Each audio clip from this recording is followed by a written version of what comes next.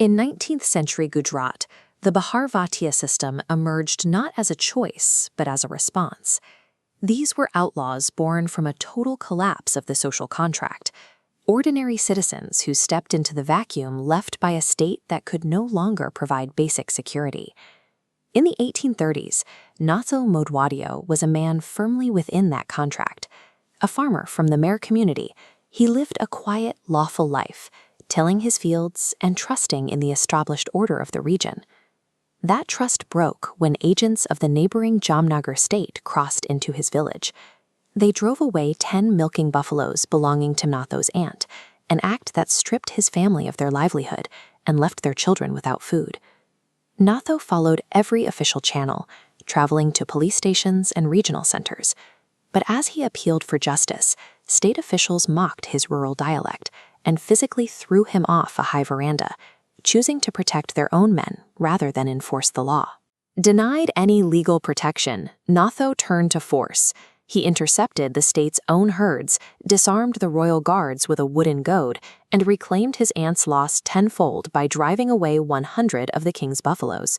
When the state sent its cavalry to retaliate, the humble farmer cut down 7 riders in a single engagement. When a state abandons its duty to protect, it abdicates its right to rule. By refusing to enforce justice for a single farmer, the government forced that citizen to become the law himself. Now a target of the army, Natho retreated into the Barda Mountains.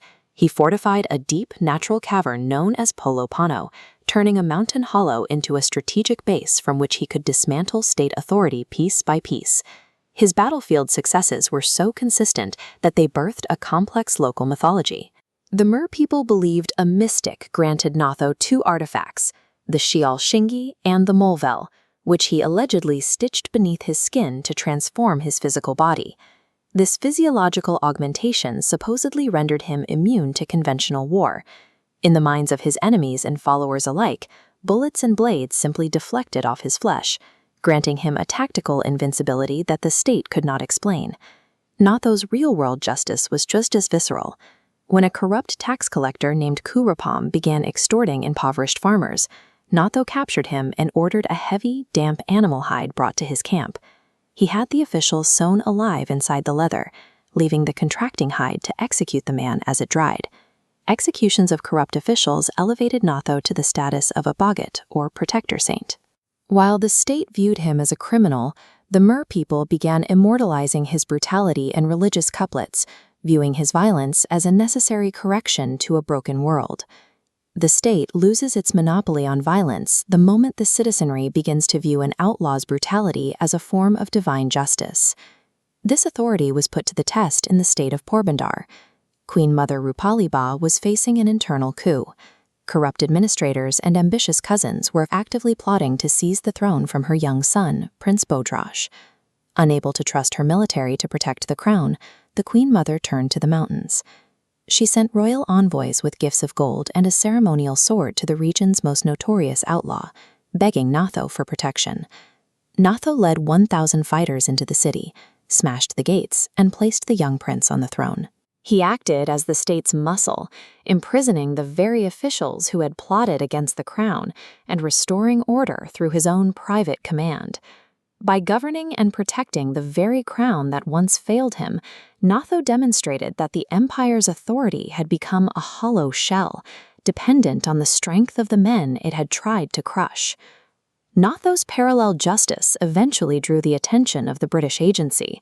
As the colonial power overseeing the region, the British viewed any rogue authority, even one protecting the crown, as a threat to their administrative control. The British delivered an ultimatum to the Porbandar royalty: eliminate Natho Modhavadiya immediately, or the British government would dissolve the kingdom and seize the throne. The state was trapped.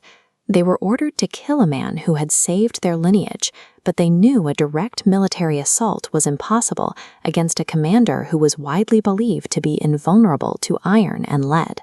To bypass the myth of his invincibility, they turned to a fellow mayor named Punja.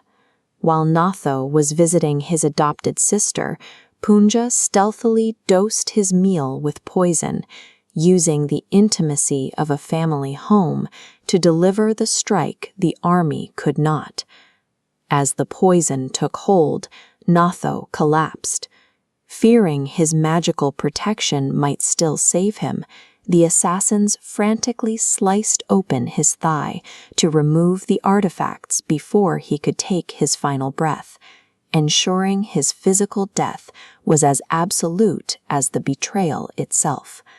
The state prioritizes its own continuity over the individuals it relies on.